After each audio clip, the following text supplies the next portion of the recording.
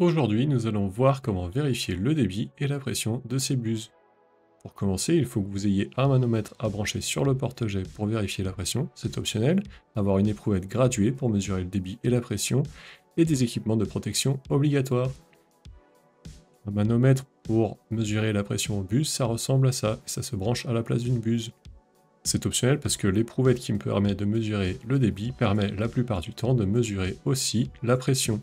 Première étape, vous allez devoir choisir une buse présente sur votre pulvérisateur. Ici, nous choisissons la buse verte que nous allons mesurer à 3 bars de pression et nous devrons trouver un débit de 0,6 litres par minute. Sur votre pulvérisateur, vous allez mettre votre vanne de régulation en mode manuel. En effet, vous devrez la désactiver et gérer vous-même l'ouverture de la vanne. Pourquoi ? La vanne de régulation, c'est un papillon qui laisse passer plus ou moins d'eau. Elle permet de gérer le débit et la pression qui se trouvent dans votre pulvérisateur. Si vous la laissez en automatique, vous n'arriverez pas à atteindre votre pression cible de 3 bars. Donc ici, nous la mettons en manuel et après nous allons jouer avec les boutons pour permettre au pulvérisateur d'atteindre ces 3 bars.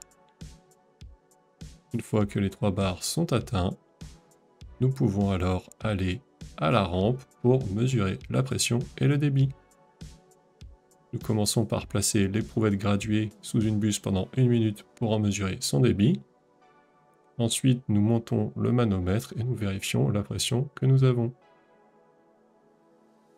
Du côté de l'éprouvette, on peut trouver aussi la pression que nous avons trouvée. Ici, 0,15 est la buse verte et nous avons bien 3 bars. De l'autre côté de la cruche, nous retrouvons le débit d'une buse pendant 1 minute et c'est bien 0,6 litres minute. Si vous n'avez pas la bonne pression ou le bon débit, plusieurs facteurs sont à prendre en compte. Premièrement, nettoyez les filtres de votre pulvérisateur. Ensuite, nettoyez les buses.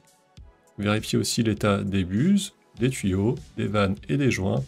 Enfin, vous pouvez changer les pulsations du capteur de pression ou du débitmètre si vous avez l'autorisation. Et si tout cela ne fonctionne pas, vous devrez peut-être remplacer votre capteur de pression ou votre débitmètre.